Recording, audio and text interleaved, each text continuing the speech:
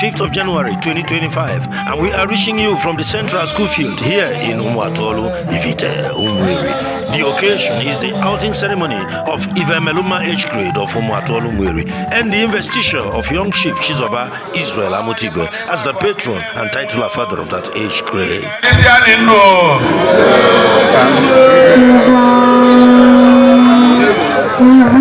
In the following video clips, we are bringing you the outpouring of love and meaningful support as young Chief Chizoba Israel Amutigwe, Uludinachukwu and friends reach deep into their pockets to dig out massive chunks of raw financial power to help Emelumma age grade of Umuatuolu, Umueri, the latest age grade in town, to start off on a sound footing.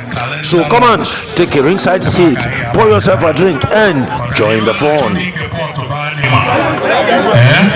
The chairman organizing committee, planning committee, please.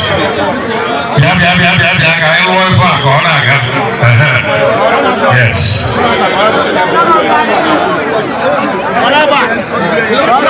I am by ever gonna calendar watch.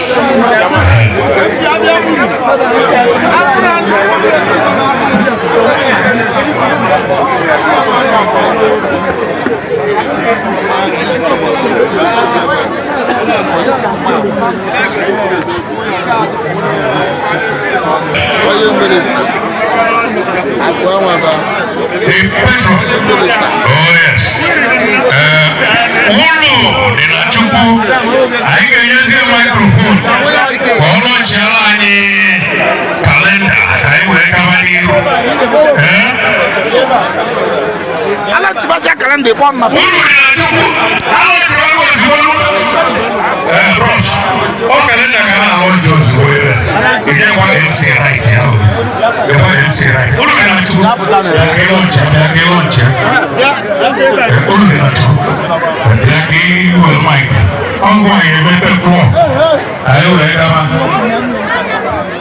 Uludinachukwu, the patron. That you will know Mike. He may pay floor. I Gavaniru.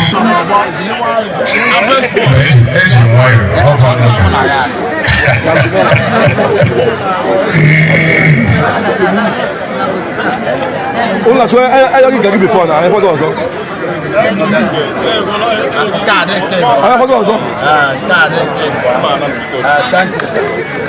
My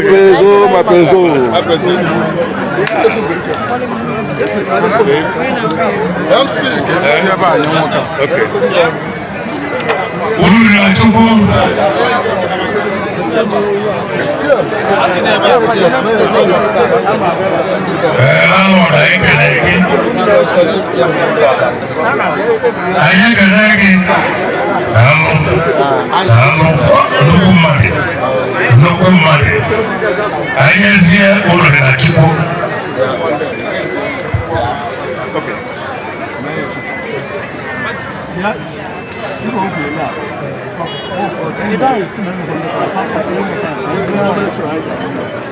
You have it.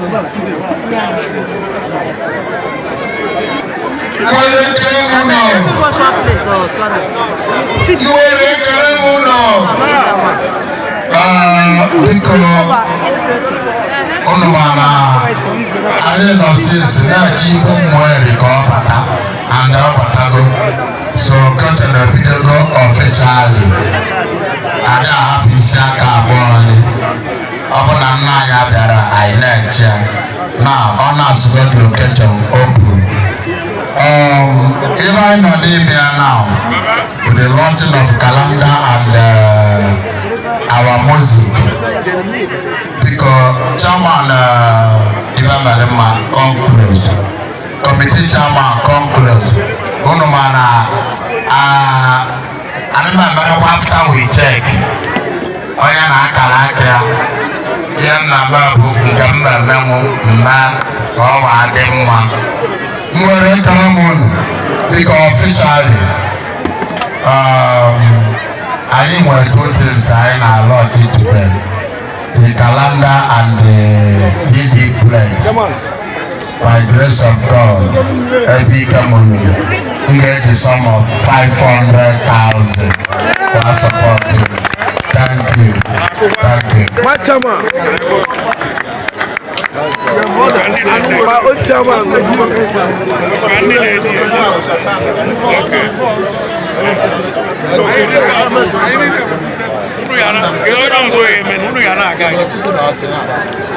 Planning committee chairman, please. Planning committee chairman.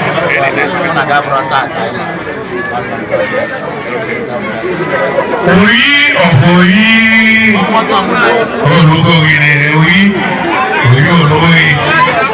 Oyi no chala in calendar.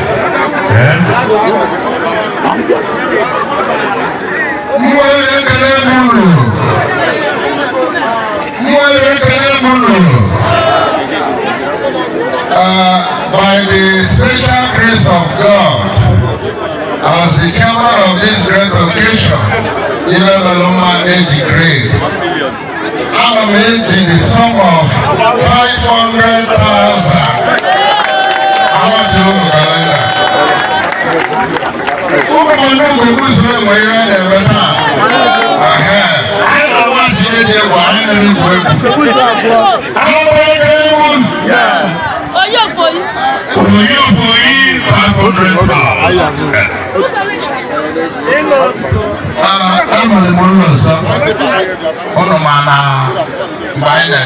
A lot of people na Naira.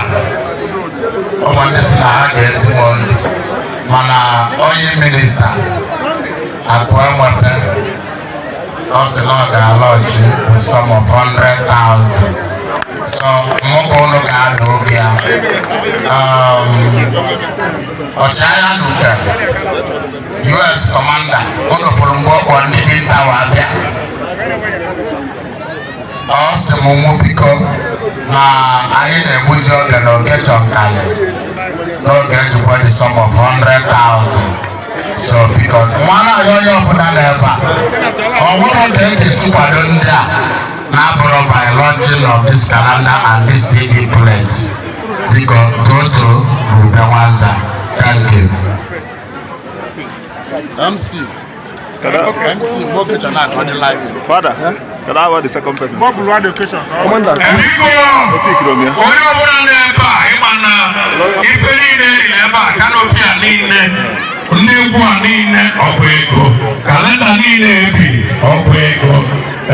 I am support Emelumma. Emelumma I support over. So you will I microphone. I'm not 2 million, 3 million, 4 million, never. If you believe, shout hallelujah. It will come to pass.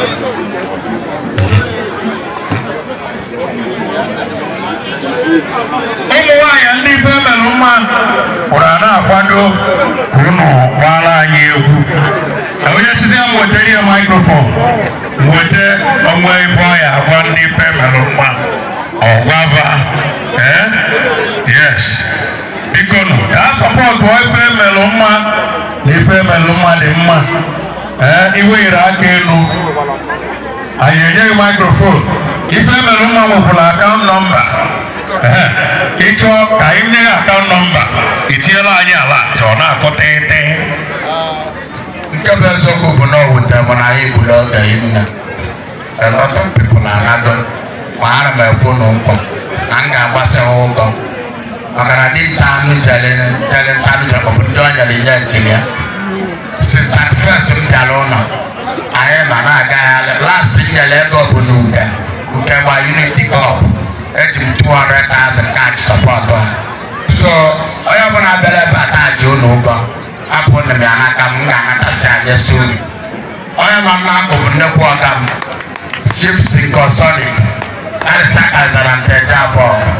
Honorable PFC President General of Service Housing Estate. Abayan Andia Mine Mekoya, because India Mike. I know after him, Chief for Carles, Onga Buruburu, Royal Party Villa, one of my body, Nagre, Nela Gananda, or Gamukop. Oh, now I'm first landlord in Lagos. So, hand up because of me. They will support the people. Uludinachukwu. I have Mother. I never let power.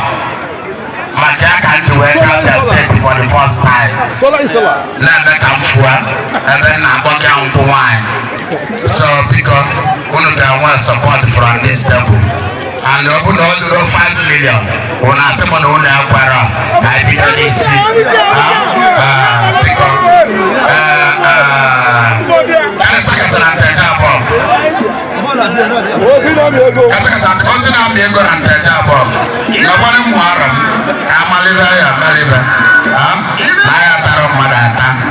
Thank you, sir.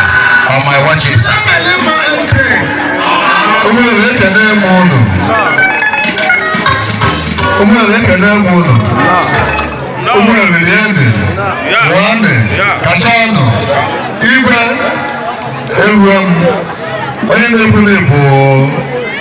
Super High Chief Simeon Emelumma, the President General to Service Football Club All-Star International. I am not here, my senior special advisor on political and social matters officially. So I am here today. I witness here and I am and we say here, one of them was leaking. The two of us in the wedding, even my age grade, careful guy, only petrol was last weekend. So, because here more calendar.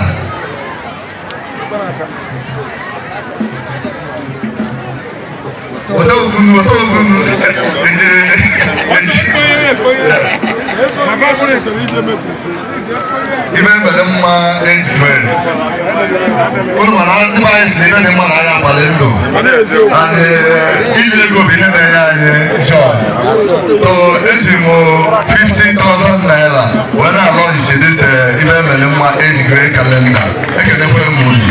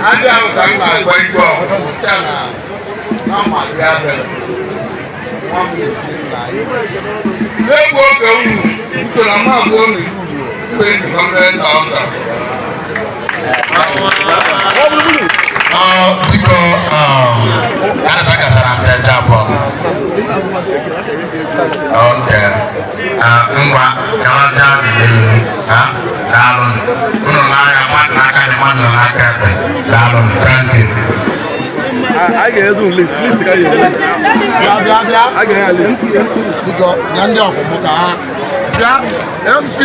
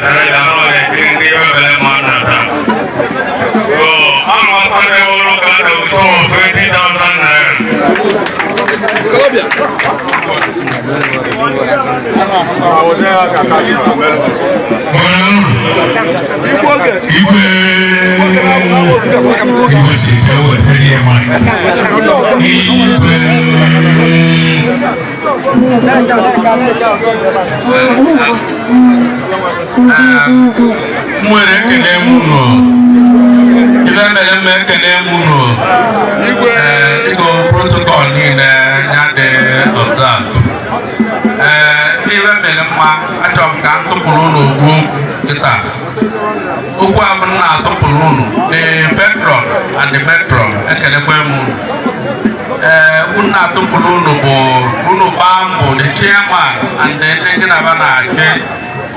Unu gbaa mbọ hụ na ibe a na-eme taa na accountability. Ego ọbụla agbatalị nne chairman ọbụghị na-adịbe na-ekwu ka ịgba mbọ hụ na akparị aghala ka o nwee ebe unu mepụtara maka na ebe mmadụ mepụtara ibe ọgbọ mepụtara ya ka eji amaba ego ọnụ ọbụla ọ dị kọbọ ọ dị milion unu mesie ka unu nọdụ gbaalụ mana ebe unu ga-eji ya wee mee adịkwa m happy unu si unu nwere akaụntụ ego ọbụla unu metere ya baka na akaụntụ unu ka a ga-abụ onwe nke a ga-akpasa akpaalụ tupu ewee kpasaba ka ede emekọtara ewepụtere m okwu na palas na onye nweliri ego na ego emetere na abụrụ ya anya dịka onye ka nsị ka unu maka na many a times ọ na-aga emesie okeshọn na ego bata na ụdị ọ na-edozi utu na-ekpusikwa utu ọ bụ na emegbute mma kwụsịe mana emegbu onye mma ọ dị ụdị o kwesịrị unu ga-ewetara m aka nọmba kịta ka tinyere unu 200,000 naira.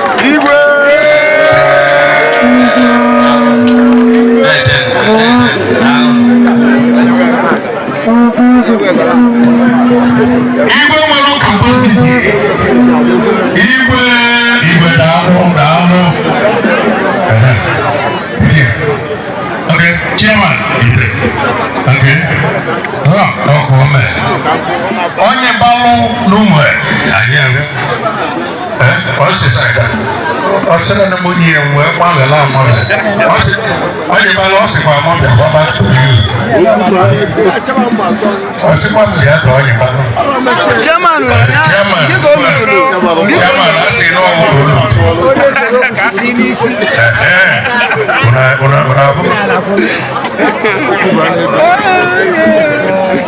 Umueri ekele m unu, Anambra ekele m unu, Nigeria ekele m unu, Ibute Umueri ekele m unu, Israel Majesty Igwe Sir Dr. Izuchukwu Bennett Emeka Igwe Ubumobumo Ọsịmpi Ekwenisi Chairman Patron Emelumma Chief Uludinachukwu ekele gị Patron Emelumma ekele gị Chairman Emelumma ejiri daalụ Chairman look at the organizing committee the common man na common Emelumma ekele munu na-emeta adị anyị mma n'arụ ya bụ ichoke excursion ndị be anyị ekele m onye ọbụla bịara ebe a eji m 100,000 asọpọtụ ego mmemme daalụ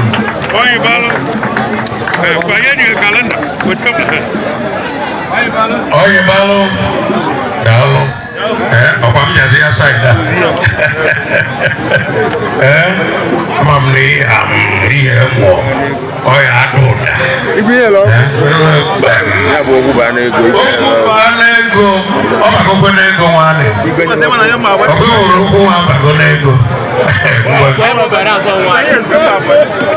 ọ bago n'ego ọ bịa na-azụ onwe Umueri ekele m unu Ibute Umueri ekele m unu Umuatuolu ekele m unu Igwe Okebede second ọ ịbala ọgọ nwoke ekele ibe mere mma ezigbo ekele m unu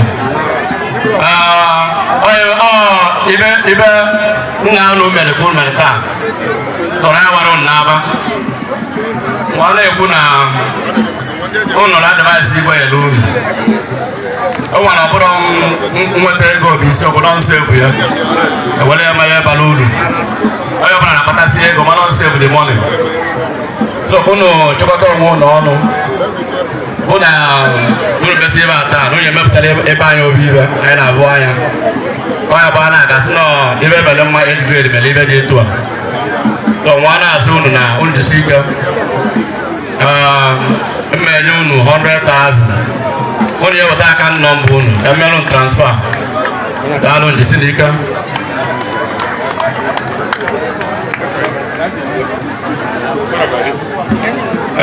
anyị ka na-agakwa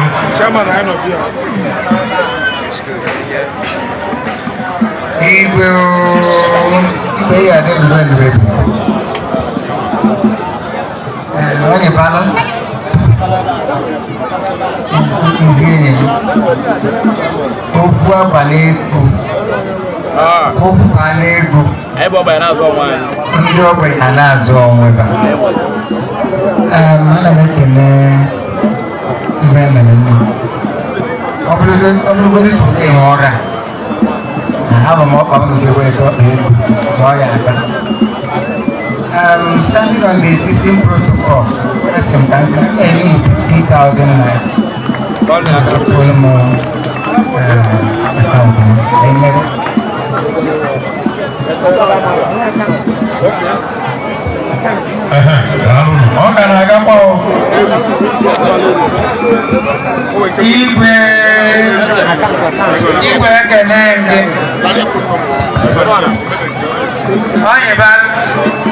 Aishi Dr.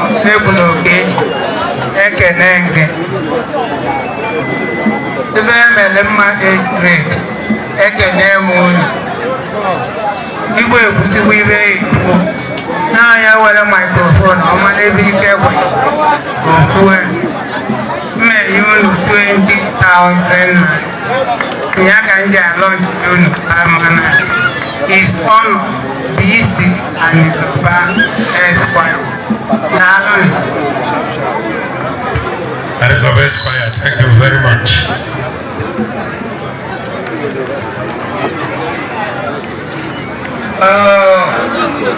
Maka Emelumma age grade.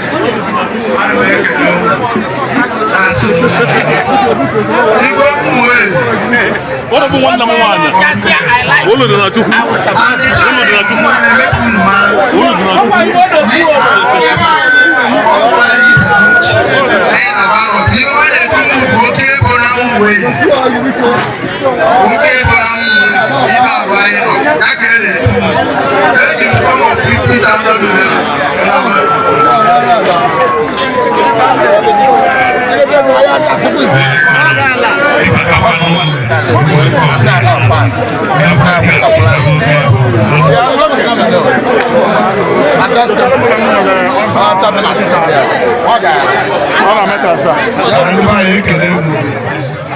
Mandela, the